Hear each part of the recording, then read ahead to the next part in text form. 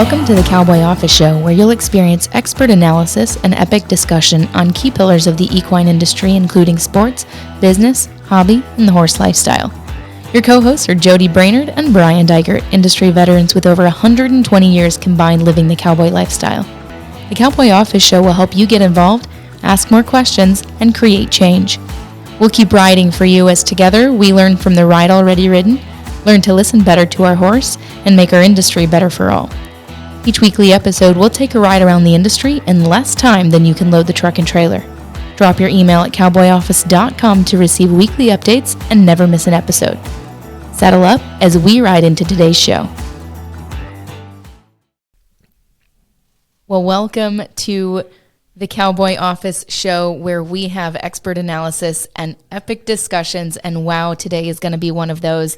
Your hosts, Brian Dygert, Jody Brainerd. I am going to be your moderator today. My name is Chelsea Sutton. Truly an honor to be here. I am the founder and CEO of the Consultment Agency, a full-service marketing agency that handles everything from websites, social media, to media production, like podcasts, what you're seeing right here today. And we, with our hosts of the Cowboy Office Show, are going to be talking all things status of the industry, all things equine industry, working Western, where we are, and how it looks, not just to us, but in the grand scheme of the economy and the market. Let's get started. I'm going to pose a very simple question to both of you just to open things up. Jody, I'll start with you. You've been in the industry since you were a kid. You were raised in it, both practically and naturally. Tell me a little bit about, just in the general sense, where do you think we are right now in terms of where we've come from? When you were coming up, what's it look like different than it is now? Well, I think probably growing up, there was a huge emphasis in the quarter horse business about that all-around horse. I mean, the World Show, the Super Horse, that was huge at that time. And, when you were a youth kid, you always tried to win the all-around. So you had to get in the horsemanship and the Western pleasure and the reining and whatever you could possibly make your horse fit into, that's what you went for.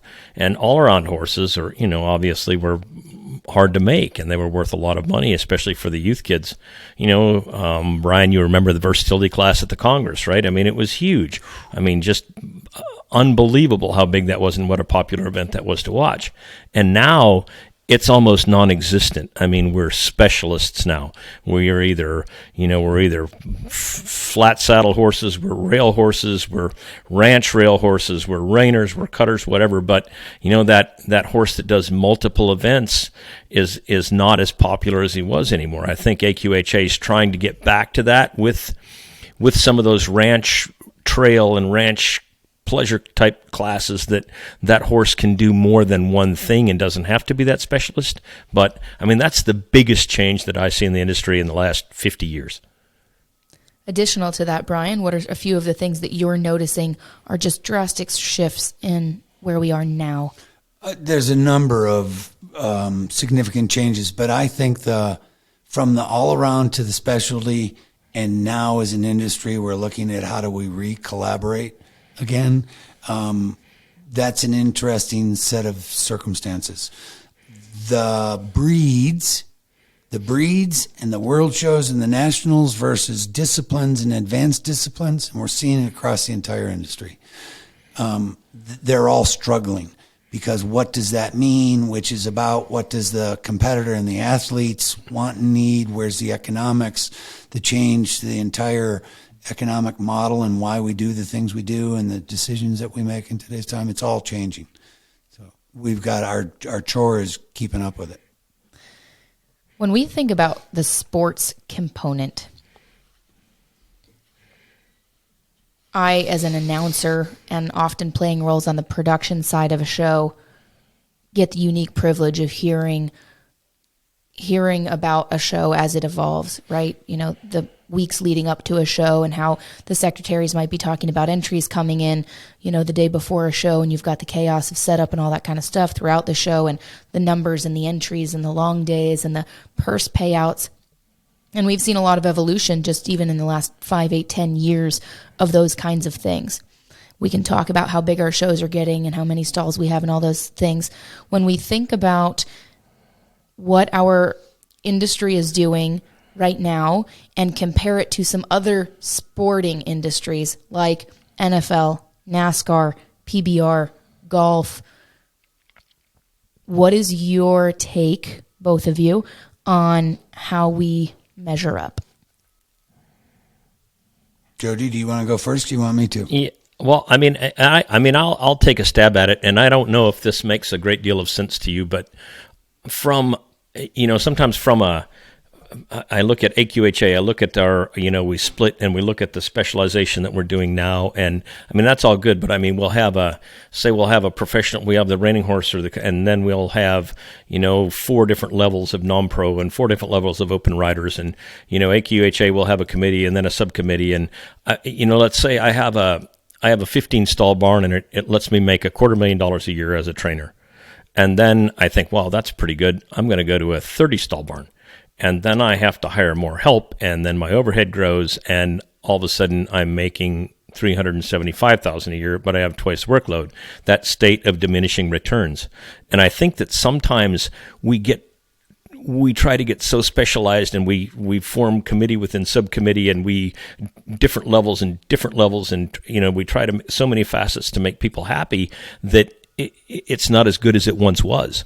I don't know if that makes any sense to you, but I mean, it's kind of the way that I feel about the industry as a whole. The more that it breaks apart and into specialized groups, kind of the less beneficial it is for the thing as a whole. Does that make any sense? I certainly think it's an interesting perspective, Brian. Well, yes. And the rest of the story is, and I would tell us, one of our biggest problems is we're trying to do too much in the same space at the same day. And the point, I don't care how specialized and or how all around you want to be. Can you serve the entire industry from the top of the top to the bottom of the bottom, which is the beginner to the advanced pro, in the same competition arena, in the same day, and just repeat and rinse? And the answer is no. And even though we used to do that, is it serving us very well in today's time? No. And I don't care what discipline and what breed. I hear the same thing all the time, which is, here comes the difference between fun and I want to win. And the one that wants, which is serious competition versus learning and having a good time. And Jody and I can go play golf, and we're not professional golfers. And we can even have our fun while we compete. We can do that. But we're doing it at our pace under our stuff. We aren't being forced to do it in some other form.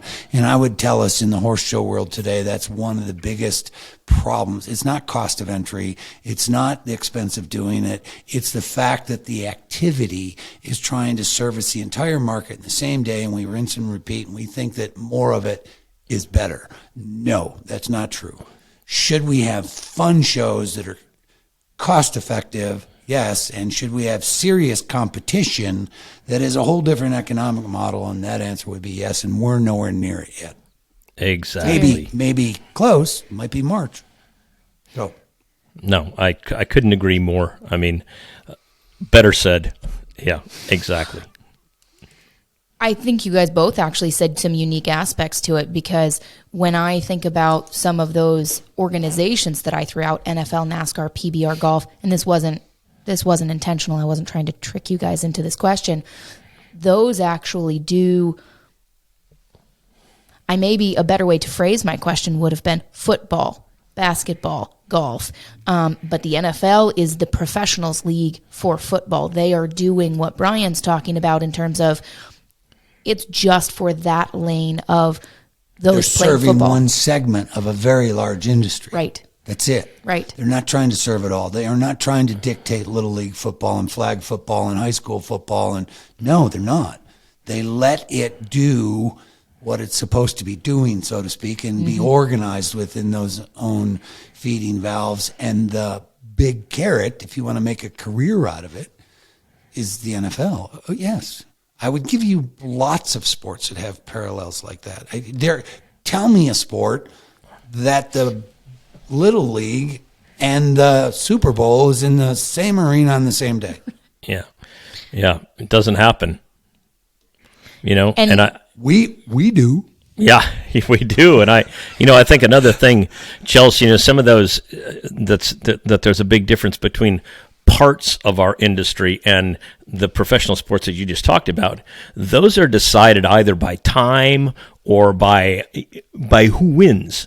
We're talking about something that's very different because a lot of our stuff for lots of money are decided by officials, not by who can jump the highest, who can drive the car the fastest.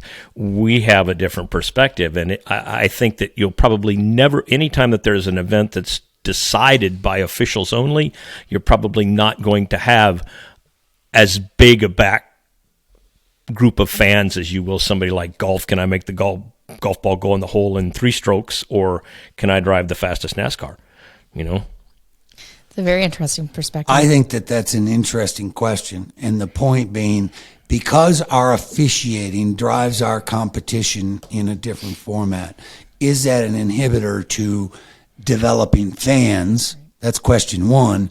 Question two would be, is that an inhibitor to more people playing the game? I would pose, no, it's not. It's just different.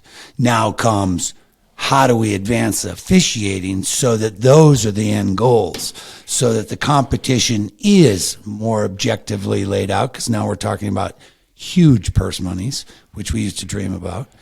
But I would take us to a whole nother level, because should the beginners be playing at the same rules and the same officiating standard that the Futurity finals are doing? I'd say no. It should be easier. And that's no different. Jody and I go play golf. We get to pick which tee box. But we might even change the tee boxes while we start to play, because the course is tougher. I mean, I'm using dorky analogies, but should a 70 be the same for a green, two-handed, adult, rookie, whatever that is? The answer is no. It should be easier. So, yes, they need to achieve a 70, but then when they step up in competition, the standard's going to step up too. We don't go anywhere near that. I'd love to talk about the industry statistics, but before we go there, because we've already been talking about this a little bit, and Jody, I know you have a lot of history and experience in some of this, so I'd love to pose this question to you. Thinking about what you just said, the subjective analysis element that exists in many of our working Western disciplines, potentially being a hurdle or inhibitor in some way, shape, or form. We have to recognize it's real. It's just to what degree. When we think about rodeo, PRCA, and then if you take that even to its NFR, PBR, right, when they go to the professional leagues, they're doing some stuff bigger than we are, right? And I can say that in the general sense. Way bigger. Well, in every measurable. Because I'm going to jump on a touch, because our industry, the stock horse advanced disciplines, is trying to figure out how to measure. Where is our success and how do you measure it? And is it just volume, or is it dollars earned, or what is that? PBR, not the PBR, but the PRCA has fundamentally figured that out a long time ago for themselves, which is interesting. And so that's the beginning of it. And then it's how do you start to set those goals and then move towards them? And we're still stuck in how many horses, stalls, and entries, which more is better. That's what we all think. And that's what we're driving to do. So our horse show activity is a hodgepodge of a volume-based function.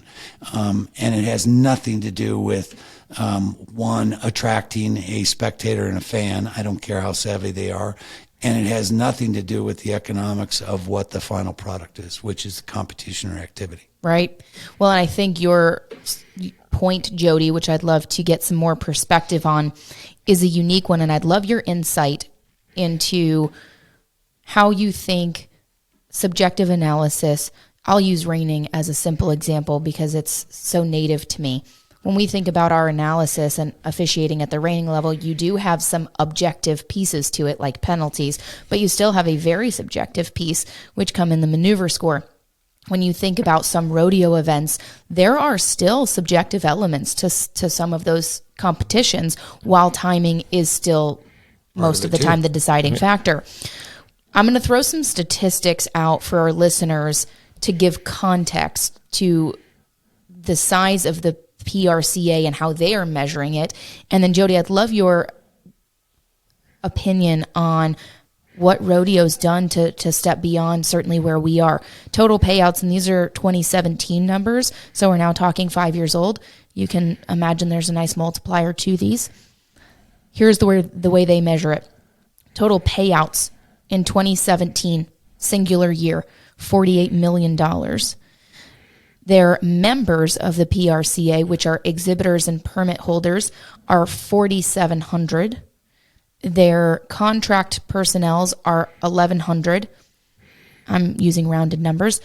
Sure. Season earnings in the 2017 range were 136,000 to 436,000 annual season earnings, which are relative to our, professional horseman rankings. New. This year is the first time we've seen professional horseman rankings across our advanced disciplines, which is reining, cow horse, and cutting. Right. And we're now looking at them as a whole, and what can they earn in an annual basis. It's so we'll maybe come back to that one because I think that would be cool to compare, but I'll give you two more, Jody, and then I'll toss it to you. Here is another one that they make very prominent right in their about section of their website as a measurable for who they are. 48 million fans. And then according to Sports Business Daily, rodeo is ranked the seventh. So in the top 10, ranked 7th in attendance for major sporting events, ahead of golf and tennis. Talk to me a little bit about, because they also still have an element of subjectivity, what makes them different? How have they been able to reach that level of success? Well, I think Brian has touched on this a lot, and, say the reining horse business, we have a ton to offer as evidenced by, the Run for $1 Million, and that, the number of people that are crazy over that, and that, they fill that, South Point Casino, can't get another person in there, standing room only. So we have a very popular event to watch as long as it's the best of the best, right? And I think rodeo, it's pretty easy. It's a little bit like from the NASCAR standpoint. It's like we're going to watch it because we want to see crashes and we want to see guys go fast, and whoever wins it, we can understand it. And rodeo, there's so many people that grow up competing in it. I did. I mean, I grew up in the Minnesota, Wisconsin area, and I mean, we had, Charlie Wiederholtz, PBR national finalist. NFR finalist, and his brother Paul was too, rode reining horses. I think, rodeo can come from anywhere. You don't need to have that horse, you don't have to go through that whole deal. I would say, Brian, what's easier for you to produce at a major event venue, say Westworld, a big rodeo or the Arab Nationals? I mean, I think it's pretty simple. Wouldn't it be much easier to have the rodeo come in than a big horse show? That's an interesting. You think that, but you haven't had to do it yet, right? Right. Because then that reflex. Right. They're different. So because when you talk about the Arabian horse show at a venue, you're talking about 3,000 horses and 6,000 or 8,000 people for 2 to 3 weeks. That would be like putting on the Congress. That's 8,000 horses. So when you talk about that, which there's only 2 of those, anyways, that's not common. If you ask the question, is it easier to put on a PRCA sanctioned rodeo versus a 3 or 4 day horse show? Now you've got a somewhat interesting conversation, and probably so that the rodeo would be easier because all the supply lines in the organization are already so well greased, and it's a programmed, predictable schedule. I would tell you the average horse show at a venue, what do you mean you want to ride in the arena at 2 a.m? Who's going to staff that, drag the ground, keep the restrooms open, empty the garbage cans? A venue goes, why are you wanting to ride your horse at 2 a.m? They don't understand that concept. Rodeo doesn't have that because it's a programmed function, and you're not doing the training, schooling stuff at the activity, at the competition. So there's uniquenesses there. So If you put apple to apple, the rodeo would be easier to produce, no doubt. Right. Well, and I think maybe that, and I'm not just talking about from a production standpoint. I guess, Chelsea, probably where I'm trying to go with that is that, like I said, we have so many disciplines in our horse world, and like say even the reining Futurity. Okay, I like reining horses, and I have to pull the schedule up online, and I have to figure out which arena I'm in because I want to watch the Open. And I have to search and find whatever, and to find my open reining, it's going to be on Thursday the 17th at 2:30, I hope. And if I want to go to the rodeo, I show up at 7:00 and I get to watch the bucking horses and I get to watch the bull riding. And it happens just like that, and I don't have to worry about 7 days of horse show. I mean, if I go to the national finals, I know I've got one performance. I'm going to see it at night, and I'm going to have a lot of fun.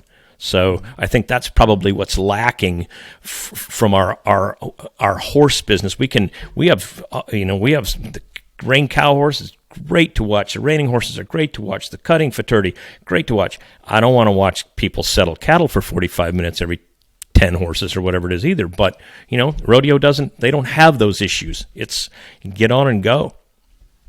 For sure. Well, they've figured out their programming because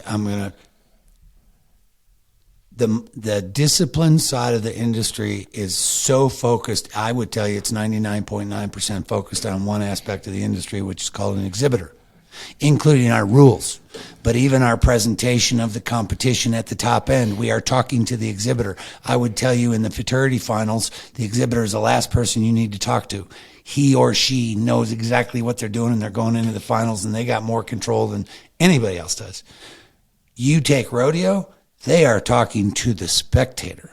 And so it's not that the athlete and the exhibitor isn't important. They're servicing actually three big sectors. You got all the supply lines, stock contractor, all that kind of stuff. You got the athlete, and then you have a spectator. And I would tell you in sports, you have three big components. You got the competitor, you got the officials, and then you got a spectator. And if you're going to put on a good product, you have to service all of them. We are only servicing the exhibitor / athlete. I would tell you we're behind the times on the officiating, and we're just beginning to flirt with, and we're trying to figure out how to attract a spectator, and we're not there yet. Even though the Run for the Million is doing a good job, but that is consumed a lot by you and me. Are we getting, whoever the average horse person yet? The answer is no, which would be the National Finals Rodeo. You have people from all walks of life that are in line to get tickets for the Finals Rodeo. For years in advance. Yes. I mean, that's waitlisted years out. Correct. Yep. 2 weeks, sold out every night. But guess what? You get to do others. It's every night. It's not all day. It's not 24 hours. Right. It's each night, here's a round, 10 or 12 rounds, here's your finals, here's your averages. Yes, it's a production for a spectator as well as serving the athlete exhibitor. I think you also brought up an interesting point, Jody. You've actually touched on it a few times already just in this episode. In your first question, you kind of answered the question from that perspective, but certainly talked about it in rodeo too, which is the aspect of beyond just the professional side of competition. You've got these other elements. You've got the business side. You've got the up-and-comer, whether that's the up-and-comer that wants to become a professional or the youth that's competing or the non-pro amateur hobbyist that's competing.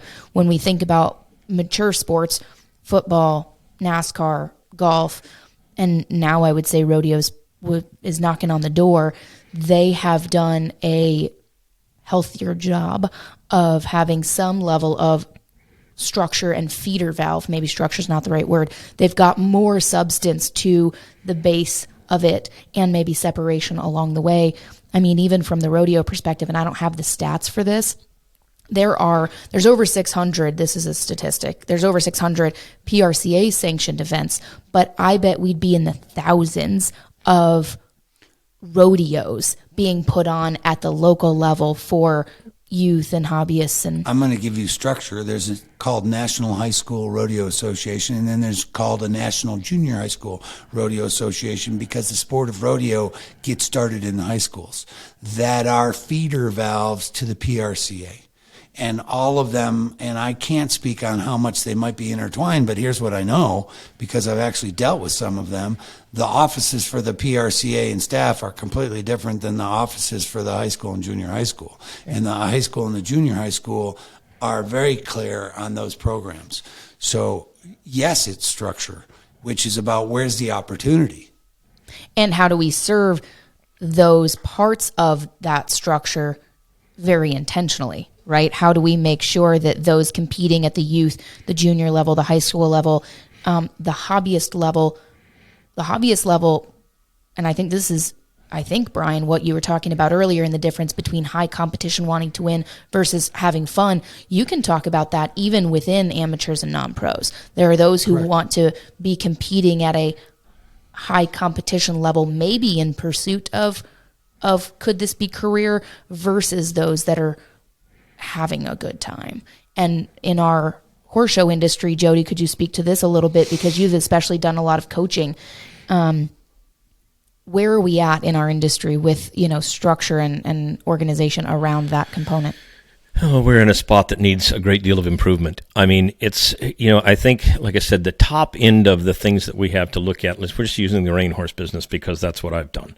And I can't tell you, and I'm so happy at this point in my life that I don't have to load a trailer and 2 trailers and take 15 head in to the reining Futurity, because I'm trying to balance, 2 or 3 head of 3-year-olds that I'm trying to get up and ride all night long, and I've got another 10 head of non-pros that are wanting to show there, and it's all happening at the same time, and it is a very, very difficult to do. And I think that's probably why the guys maybe at the upper end of our sport are only concentrating on themselves on the open type rider, which is the one that's the most exciting to watch, the Futurity finals. And I'm not even saying that they can't have both happen at the same time. They just need to happen. And if you want your non-pro riders and your amateur or whatever riders you want them to go, let them compete the first week and be done. Then say maybe your open riders come in. I don't know how the structure would fit, but I know it would be beneficial both to the exhibitor and to the spectator and to the trainer. I mean, Brian and I have sat and judged horse shows together, and you're working at official. Yeah, at the official, you're working at midnight, and I don't want to be there as an official. The exhibitor doesn't want to be there. The spectator doesn't want to be there. The owner doesn't want to be there. It's poor management. I mean, overall, over the industry, not just a specific horse show, because it happens over and over again. Jody's hitting on a key part in all of those, and I would say structure and programming and product are all relative, but officiating as well. Now, he's still got his card, and he's still active as an official. I retired my license 2 years ago, and specifically for 2 big reasons. But a big one was because our industry is still significantly behind. And the point is, if I couldn't be a good official doing great work, then I needed to look at myself and say I shouldn't be doing this. Because 13 and 14-hour days, you can get one of those out of me, but you can't get 4 and 5 and 6 out of me anymore. You just can't. So, and it's not anybody's, it's the nature of the industry. I only use it as an example. And the point being, what we don't talk about as an industry, and I gave you those 3 because there's actually 3 big service components in sports, which is exhibitor, officiating, and spectator. And we have got to do a better job on 2 sides of that in particular. But I would tell you that we're not doing our horses and exhibitors any good service either. We still think, this is old thinking, we think what Jody said, which was our way, load up 15 horses, because that's the only way we could do it, which was pay the bills and stay alive. We think that still needs to be done. I would tell you that's old thinking, and there are different ways and better ways that we can not only service the non-pro, amateur, and youth sector of our industry, but also service the high-end open competitions, and we're nowhere near it. we're nowhere near it in today's time. And I would tell you, rodeo's done a very good job at that. That's what the finals are. Right. That could be a whole series in and of itself. Mm-hmm. Sure. Let's talk for a second about the numbers of the industry. I know the American Horse Council does a great job of analyzing and researching our industry. Brian, you've got some statistics. Can you paint the picture numerically for what the status of the industry is in its current state? Sure, but I want to put a little bit of highlight on the American Horse Council because as much as I take it for granted that I'm fully aware of what it is, how long it's been there, and what it does, I get amazed all the time at how many horse people I cross paths with that hadn't even heard of the American Horse Council, let alone what they're doing. But the American Horse Council is a nonprofit organization that looks after the entire horse industry. It's in Washington, D.C., and its primary focus, while it does a number of things, but it's monitoring the federal government with legislation, which is intentionally, legislatively wanting to regulate the horse world, whether it's Department of Transportation and commercial driver's licenses or health papers with moving horses and livestock or any of those kinds of, the Anti-Soaring Act. Do you know that there's federal law about anti-soaring in horses, which came from the Tennessee walking horses? I did actually, but only because of you and only because of the Horse Council. So yes. But those things, so I digress a touch, but the American Horse Council is a significant one. And there's two parts. They do an annual study every 5 years on the entire horse industry, and it's an economic impact, which does a direct and indirect economic analysis on the horse industry, and that's the numbers I'm going to give you. And I highly respect the American Horse Council. It's made up of, over 200 different organizations. They say there's over 300 in the United States, 300 horse organizations. That in itself kind of blows my mind. But 2023 is going to be the next economic impact study, which will be very interesting when you compare it against the 2017, which are the numbers that I'm going to give you. In 2017, the economic impact study for the horse industry in the United States, 7.2 million horses are in the United States. 7.2 million horses breaks out into the American Horse Council, basically breaks the horse industry into four basic categories. Recreation, 3.1 million. Horse showing is 1.2 million, and it runs directly parallel to racehorses at 1.2 million. So, you've got horse showing and racing that are running neck and neck, and about 1/3 more is recreation, and then you have about 500,000 that are working horses. Those are your ranch horses, your draft horses, those kinds of horses that are truly working. And so 7.2 million. Direct, not indirect, direct economic stimulus when you talk about GDP, gross domestic product, $50 billion industry is what the horse industry produces, which is just shy of 1 million. It's 988,000 jobs. So that's how many people are working in the industry as far as a career in some form, and that's going to be all inclusive. So that's basically, and then I would tell you 12 billion is what's produced for goods and services. Coming straight, so 12 billion of the 50 billion is directly applied to goods and services. We're going to pull up the 10 biggest industries by revenue in the U.S. because those numbers are fascinating to me. But I think comparing them to what else is happening in the U.S. would be an interesting thing to look at. And so as we pull that up, and you guys will be able to see it on the screen, Jody, let me toss you this question. When you hear those numbers growing up in this industry, 7.2 million horses, 3 million of them in recreation, 1.2 in showing, 1.2 in racing, 500,000 in working, what picture does that paint for you? I couldn't, if you'd have told me these numbers when I was growing up, I couldn't believe that the Futurity paid $100,000. I mean, it was like you could buy 2.5 houses for that much money at that time, right? I mean, it was like, it's crazy. My first dually cost $7,500. So when you talk about this kind of numbers and the growth that this thing has experienced in our country, I have a hard time believing it now. And at that time, I couldn't have imagined it. I mean, it was, so it's like I said, you go to a reining and there's, 15 open horses and, 20 non-pro horses, and that's it. So now look at where we're at. So yeah, it's crazy. We've come a long way. As we show this graph on the screen, Brian, I'll pose this question to you. When I hear $50 billion in direct economic impact, on one hand, that sounds significant. However, when we look at the top 10 industries in the U.S. by revenue,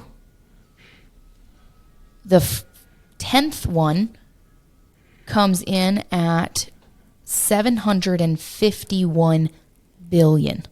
So we said the horse industry is at 50 billion, and the 10th one, top 10, comes in at 750, with our leading industry, drug, cosmetics, and toiletry wholesaling, at 1.1 trillion. It's trillion. These are in billions. Right. So that's the measurable. But yeah, it's 1.1. If you use simple math, that's 1.2 trillion.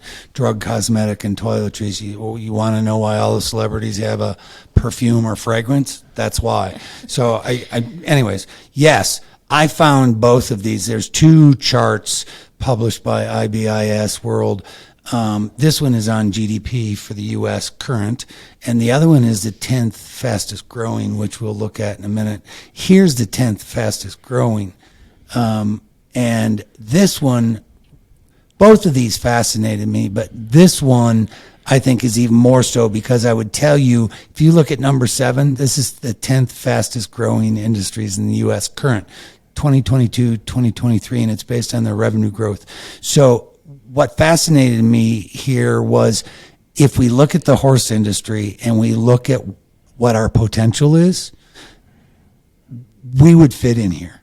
And I would tell you it's in number 7. It's concert and event production, 53% as far as revenue growth, which tells me that's where the American culture is wanting to participate, be entertained, be stimulated, whatever that is, they're spending and doing.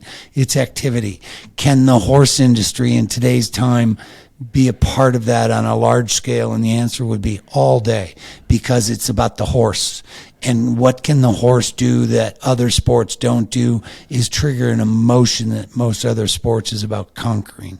And so I truly believe we in the horse world have this unique opportunity but we've got to go there. And I wished I was a multi-billionaire and I'd just go do it, but I'm not. So we got to figure out, that's what Jody and I are doing. We're just figuring out another way. This top 10 list of the fastest growing industries in the U.S., and I'm going to read them off for anyone who might be consuming this in audio format, I think is fascinating, because even though I've seen this now multiple times as we prepared for this episode, this didn't dawn on me until right now, hearing you speak. Almost all of these, maybe all but one or two, are experiential industries. So reading from the top down, number 1, airport operations. Number 2, tour operators. Number 3, travel insurance. Number 4, cruise and travel agency franchises. Number 5, hotels and motels. Number 6, sightseeing, transportation. Number 7, concert and event promotion.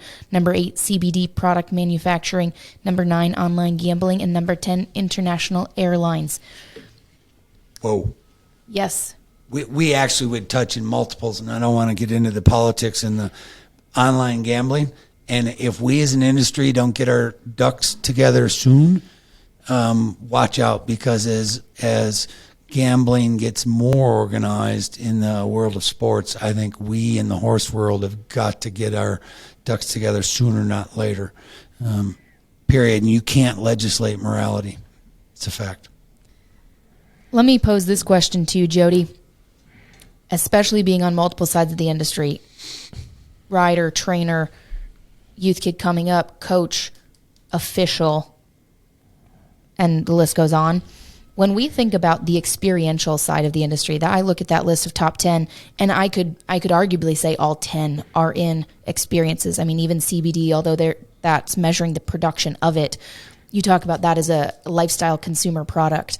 The horse industry has such an advantage because we are an experiential industry, right? This is about the relationship of us with horse and whatever we choose to do with it. However, we do have some hurdles to overcome in terms of business lifestyle, the challenges of the working lifestyle. I mean, if you're running a working ranch Economics. and all of that kind of stuff, that's a hard lifestyle. The challenges of a long show day as an official, as a coach, as an exhibitor, all those things. From your perspective, what are a few of the most important hurdles or challenges we need to get honest with ourselves and work on in order to maintain growth and be a part of that top 10 list? Oh my goodness. There's a lot. I mean, there are several that come to mind, but I would say probably the first and foremost, and we've made giant steps, improving it, but it's still animal welfare. I mean, from the horse standpoint, I think that's a huge one because, it's difficult, because we're talking about morals, but you're also talking about people that, no matter how we look at it, how much we love the horse, this is still about money. And anytime you think about something that is about money, there can be some bad things that can happen. And I think sometimes the horse ends up paying for that. And like I said, it's come miles, and I don't want to get in a spot that I'm. But I'm also not afraid to say it. I mean, I know that there's some places that guys have thought, we've got an athlete that's has the potential to make some money, but maybe it's going to make him sore. That horse will get shown anyway, and there's a spot that shouldn't happen, and I'm not talking about I have to get out of bed if my back doesn't feel very good. I'm not talking about a horse that's manageable. I'm just talking about maybe putting one at risk because there's a great deal of money involved. I think that we're now going through some pre-competition exams to run for $1 million. Those horses have to pass the jog, and Brian and I have talked about this. I think that every horse that comes into an NRHA reining should have to trot in the pen. It gives us, as an official, a chance to judge soundness before that horse actually competes. But I think, for me, that's probably an area that I think there's a great deal of room for improvement. Now, there's a lot more that can go along with that, but for me, that's still probably priority number one because, it's our love for the horse that wants to get into the sport, and we have to make sure that he's taken care of like he's supposed to be. I want to elaborate on that just a touch because he's hit it on a key one. And horse welfare, absolutely top of the list. Yes, our love for the horse. And I think one of the biggest opportunities that we're truly missing in today's time versus in Jody's and my time is there is a long life for the horse. There's a long life for the horse and the rider and multiple riders over time. That's what's different today than before. And then I can go down that path even farther. But so how do we teach ourselves that scratching, holding back, not competing is in everybody's best interest, and the opportunity to win is actually, there's another one. There is another event. There is another activity. In our day, there wasn't. You had one. And will humans, when you put money, it's called greed, and will they do things that otherwise they wouldn't do? Yes. And now you're back to morality again. And that's why I said it's already been proven in modern science, time, that you can't legislate and mandate morality, and you can put humans in a position that 99% of the time they won't cross that boundary of morality, but there is 1% because of the circumstances. So we have to acknowledge that space exists, and the point to all that is exactly what Jody's talking about. The change in the industry is we have got to educate ourselves that there is a long life and there is another shot. And so the best decision for both horse and rider today is to not.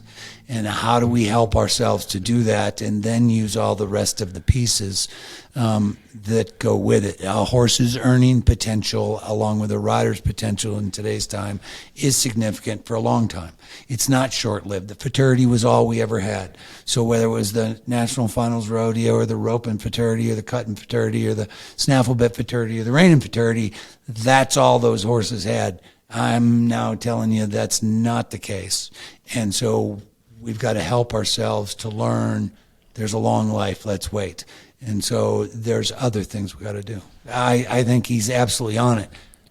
Then comes organization, because the silliness that we're doing when you talk about rules and regulations, and the fact that CBD is one of those pieces, drugs and medications, because there are therapeutic drugs that are good for us, and there are those that are not good for us. And how do we, as a governance, deal with all of that? And I would tell you, this is my humble opinion, we're doing a average, if not below average job in setting proper rules that lets competition. And I would say that from the breeds all the way through the disciplines. We are not doing well there. Let's do better. There is a statistic that came from Zion Research, as stated by the American Horse Council's president's letter. Equine healthcare will reach $750 million by 2023, and we're here now.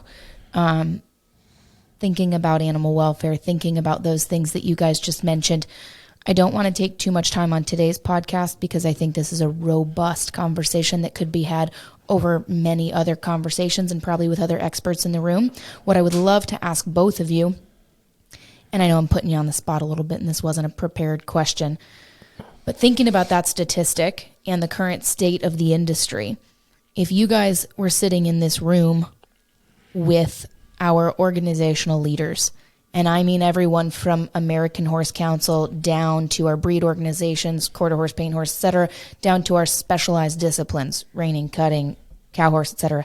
And if we were all sitting around a table looking at those top 10 industry lists, and pharmaceuticals was right in there, looking at this statistic about where we're growing to with equine healthcare, what would be the questions? Give me one or two questions that you would challenge our leadership to consider when thinking about what the next 5 and 10 years means and looks like for the care of our animals and how we approach the care and welfare of our not only animal but sport, right? How do we grow our industry while addressing animal welfare moving forward? Brian, you want to take a shot at it first? Sure, because I'm going to break it into two categories, because care of our animals is one category and competition with our animals is the second. And I think modern medicine, science, drugs and medications serve both of those. What do we do with care, which is all of, from birth, it's actually pre-birth, from breeding all the way through to competition. And I think that they serve both of them different and better. So I would talk about them in different formats. I think care is phenomenal, because our horses are already telling us our breeding, genetics, training, care, nutrition. I can go down all of those lists, and it's way farther ahead in Jody's and my lifetime than when we were young. That's good. Now I would say the real question is when it comes to competition. And what is competition about? Fair. It's about fair and equal, so competitors, so you truly are analyzing on any given competition. A given competition is measuring who's the best now. That's what it is. You can be naming world champions, you can call the NFR, you can call world titles, you can call Futurity champs, whatever it is, but that's now. And so the big question is, how do you approach that? I would say there's a long list and a continually growing list.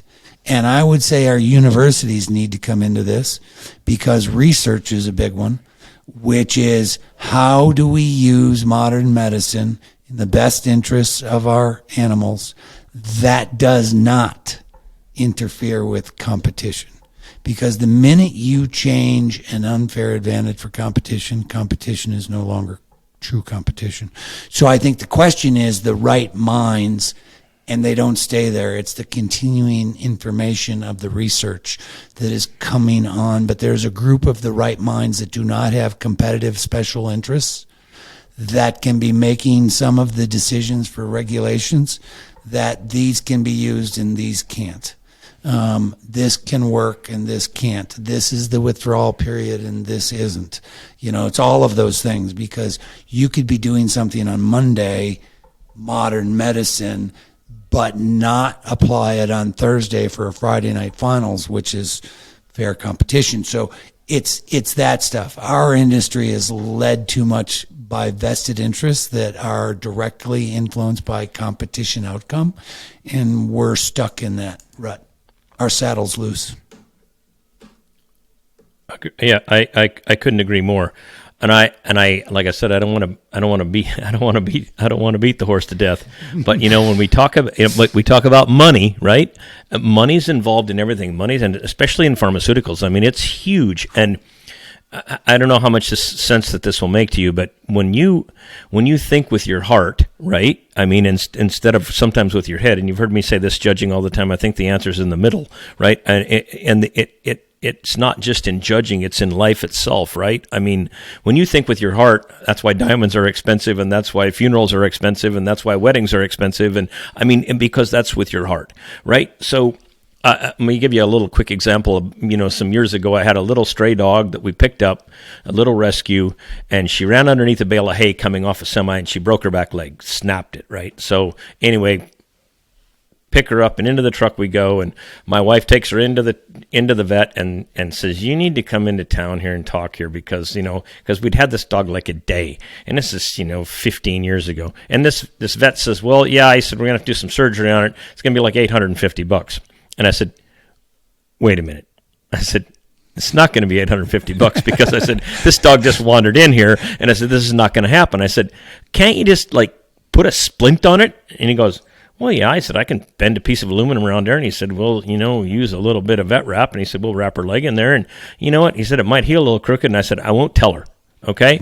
So anyway, it ends up being like $125. And this is a young man. I mean, he just came out of vet school, working for another established veterinarian.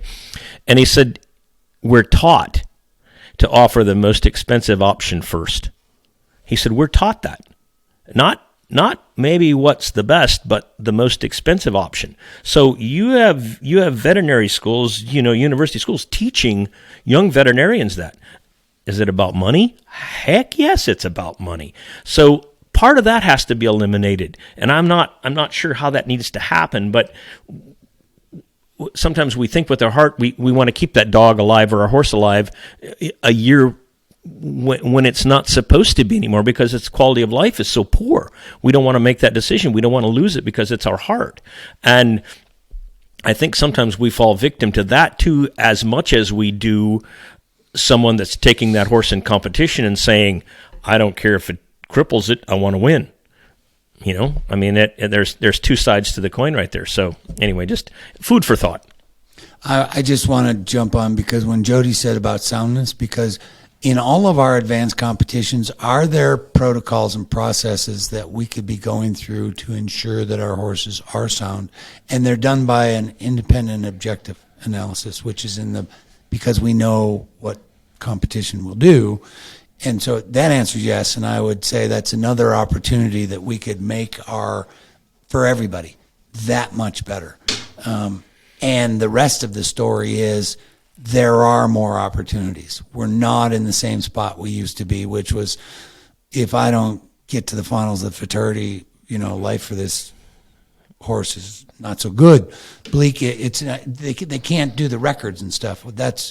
Those days are changed for the better. So I think that's a cool one. The soundness is a big one. Yeah, it's huge. Yes. If you don't mind, I know that we're already a little long on this episode, but I would like to pose this question to both of you quickly before we move on. Because you broke that question out into two categories, and I think you're right in doing so, let me pose this question to you, gentlemen, with your official's hat on. Again, in the same context, if you're sitting around the table with our industry leaders, are there any questions or thought-provoking ideas you would toss to them about approaching animal welfare from the perspective of competition differently than we have been? And where I'm going is I've heard you guys talk about the fact that there might be opportunity for us to think about utilizing our officiating in a heavier degree to help manage animal welfare and help reduce greed. Is that something we should have on the table with our leaders? Absolutely. And I don't think it's hard. I couldn't agree more, for sure. I mean, you know, sometimes you have, and it's a little bit difficult too, because sometimes, you know, common sense can play a major role. So, I mean, I don't have to be a veterinarian to understand that one is sore. I mean, I've grown up on them. I can tell. I mean, maybe I have a better idea than some veterinarians do when a horse is not sound. Just by looking at maybe tail and maybe looking at ear and maybe looking at it. You know, I mean, a stride being 2 inches shorter than on one side than the other. So yeah, there's miles to go, but I think from an officiating standpoint, a lot of that can be helped. Yes, without a doubt. And should we go there all day long? We're back to some governance, and that's all it requires. But yes, we could tend to a lot. On the officiating, I would take us one more spot, because I think when you look at the industry, the levels, I break it into simple categories: beginner, intermediate, and advanced. The advanced is our professionals at the top end. The middle is the bulk of all of them: amateurs, youth, advanced, all of them. It's the middle. Those are savvy consumers, no matter what their eligibility and class is. And then you have the beginners, and the beginners come in all their forms too. We should have rules, regulations, and officiating, including modified medication regulations for each of those categories.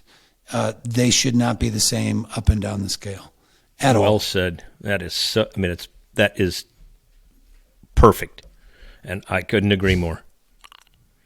Great. That's why it's the Jody and Brian show. Yeah, right. Exactly. Yeah. No, I mean, it's like, why? it's just, so that like you can say something good and he can tell you you're right? Is that? Yeah. Or, I mean, or tell me I'm wrong. Yeah. But there's no way that they all fit into the same. They fit into the same class. I mean, if you're, and I'm sure that there's like I said, we'll get into this discussion in the future. But there's, I mean, that green and rookie rider on his 16-year-old gelding is not the same as the guy on the 3-year-old that's coming in that's going to go win $250,000. It's not the same. So the rules and regulations cannot be the same. They're too prohibitive on a starter level. And I mean, like I said, there's a lot of conversation, but I couldn't agree more with that. When we think about the American quarter horse as a breed, and then I'll take us one step further as an organization, there are, statistically speaking, over 600,000 quarter horse owners, but only, give or take, 200,000 AQHA members. Again, status of the industry and where we are now. What does that say to you two? It says a lot to me that there's a lot of people that own a great horse and they're doing something else with it. And I mean, the first thing is, why wouldn't they be? If you own a quarter horse, why wouldn't you be a member of the AQHA? Especially since it's a breed registry. So that's where records and that kind of stuff would be. That'd be like, if you're into Corvettes, you generally belong to the Corvette Club because you hang out with like minds or whatever. Mm-hmm. That's the first reflex. I think there's more to it. Jody? Well, no, I mean, I agree. I think what happens, you get to a spot that maybe an AQHA is trying, right? I mean, they try to come up with different events and different venues and different shows and level 1 world shows and 2 world shows and 3 world shows and whatever. But I think the bottom line is, you've got what, 400,000 people that say, why? Right. What's the benefit? What is AQHA? Why? What's the benefit of me being a member of AQHA? And I think therein lies the problem. It's a great one. having a quarter horse is cool. Now, what do you do with it? And there's obviously there's an abundance of stuff. Now, the AQHA is a breed registry, but it's got multiple programs from race horses to ranch horses to show horses to all the rest of that. I think that question is the right one. Why? And if the AQHA is not serving me as a member, then, well, there you go. Start serving me. Mm-hmm. So they're not doing a good job of problem solving, are they? At least not for doesn't appear. 400,000. The numbers say that, but I would tell you more because their numbers say one of their struggling compartments is professional staff running horse shows. It is on the decline, and when I asked staff, guess what? It's when I talked about my retiring my cards, the same thing. The pay, and it's not about the pay. We're asking too much because we're trying to do too much, and then we just do it over and over and over. That's the bottom line when you get through it. So it's a great number and a great analysis, and should we be looking at ourselves? And one, that's a huge opportunity. And then if I took 800,000 quarter horse owners, and why isn't it 1 million or why isn't it 2 million?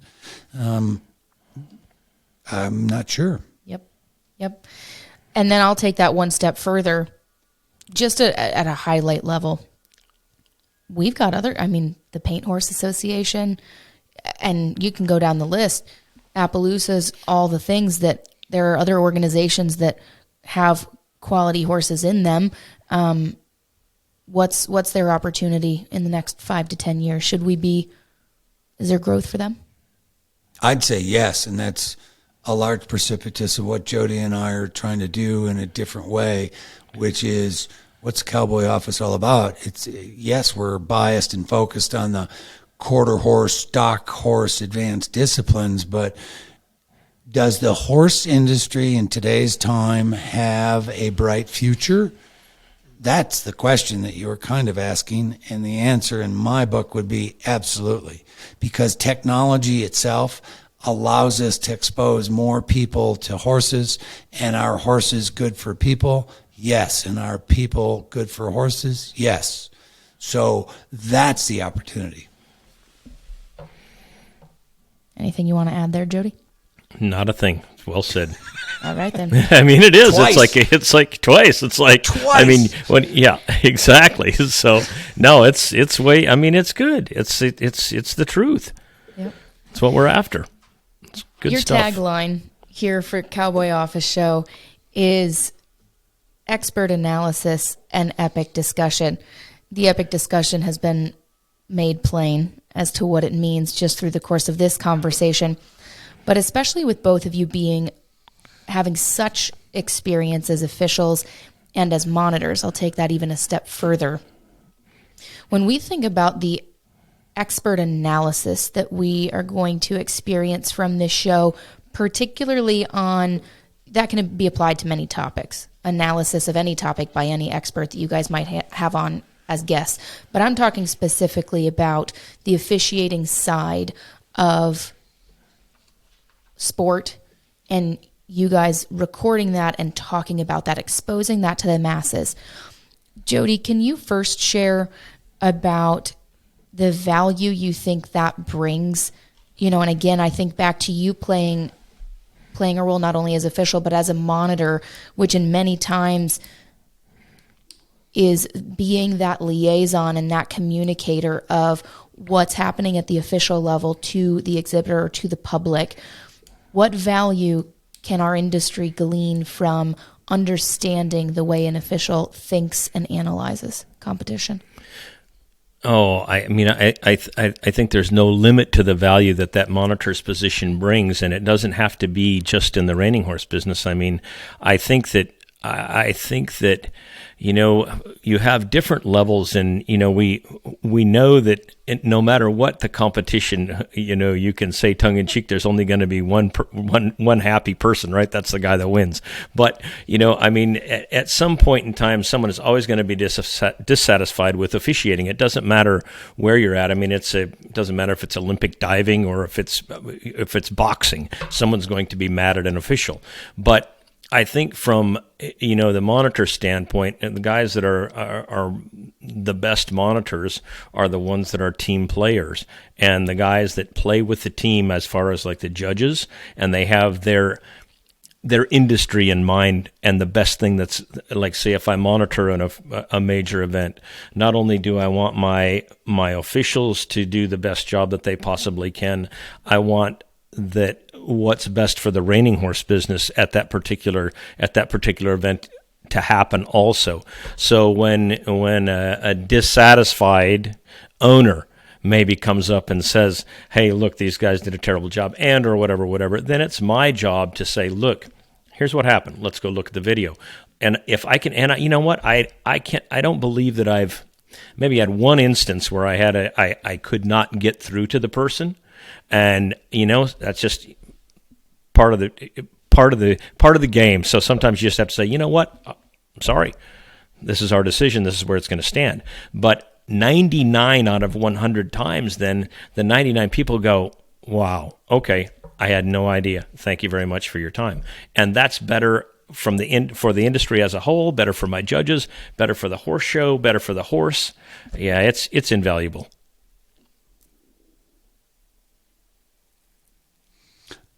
At the macro level, I'm going to take that even a step further. For the new consumer coming in at a sport level or at just recreational level, as well as for the savvy consumer, how can expert analysis help us? Brian? Oh, it can help us a lot. But number one, if you're going to play the game, you got to fundamentally know the rules. And yes, if you're just having fun, you can make up your own rules for yourself. That's fine. But you still got to have a foundation to go by, which is how is this game played? So, and that's where the officiating comes into play. I'll take you one more step, and I adore and highly respect all of Jody's roles, and he's 100% correct, but you're also inside savvy, more sophisticated, way more I want to win competition. When you back up and look at the bigger industry and you go across our advanced disciplines, and I say this on a large level across all of horse showing, a lot of horse showing is truly based upon subjective analysis, and I would tell you that's one of the biggest weaknesses. Can it be moved in 2022 in the 21st century to shifting from highly subjective analysis to predominantly, majority being objective analysis? And the answer is yes. And why we aren't. Why aren't hunters more objectively judged than subjectively, like jumpers? And I can go down the whole list. All of the disciplines inside horse show industry, the opinion of an official, I believe, as an modern industry, we can move way beyond it. Why haven't we? We haven't. So I would take us and the working Western advanced disciplines, cutting, reining, ranch, cow horse, and ranch is coming, because you take team roping, heading and heeling, calf roping, any of those other advanced Western skills, and they're timed. Well, that's time. Ours, you have an objective analysis, and we've got to advance that on a macro, more detailed level, and we aren't moving at the depth that the genetics, training, science, medicine, all the other supply lines are. And I think that's part of why our spectators are struggling too. So yes, I'm with them, plus some. Mm-hmm. There are many more topics we could talk about when we think about the current state of the industry. We're not far from the end of the World Show, and there was a lot of new things that showed up this year there. Run for a Million has now had a third sellout. And what does that mean for our industry, and what's coming with that? The American Professional Horseman was announced, and we'll see that coming in March, right around the corner. Top 5 from 3 disciplines competing for over $1 million. We've never seen anything like that. And yet when we look at other things in other sports, they're 3Xing, 5Xing, 100Xing sometimes those payouts. And so there's certainly a lot of room to talk there. Purses and payouts as a measurable. Is that a healthy measurable? Is that the measurable that's going to help us grow? We could talk about that. Rules officiating, standardization or destandardization across different levels. I know that there are going to be many, many more topics that this show will cover, both between the two of you as well as with other experts on the show. Are there any more, for the sake of today's episode, that you guys want to hit on? Not in particular. I think you did a phenomenal job of kind of doing a wrap up there. I want to leave this audience with two simple things. It's the bigger status of the entire horse industry while you look at our components inside it and how does that fit, and we'll begin to expand on that. But it's the American Horse Council, because it's one of the few organizations that's truly looking after all of us. And it's about federal legislation, which is law. And we all have to pay attention to that. Then we can look at what does our segment mean. So I want to leave the audience with those that aren't aware of the American Horse Council. Go there, pay attention, listen a little, talk to others. What does some of that mean? The Disease Communication Center, I get amazed by that one, because that's a free biosecurity. The world just went through COVID. Why didn't the livestock people lose their minds? Well, we've been dealing with this forever. We've just been doing it with our animals. So, that transportation, biosecurity on animals, all the rest of that stuff. So that's where I want to leave it. Cowboyoffice.com.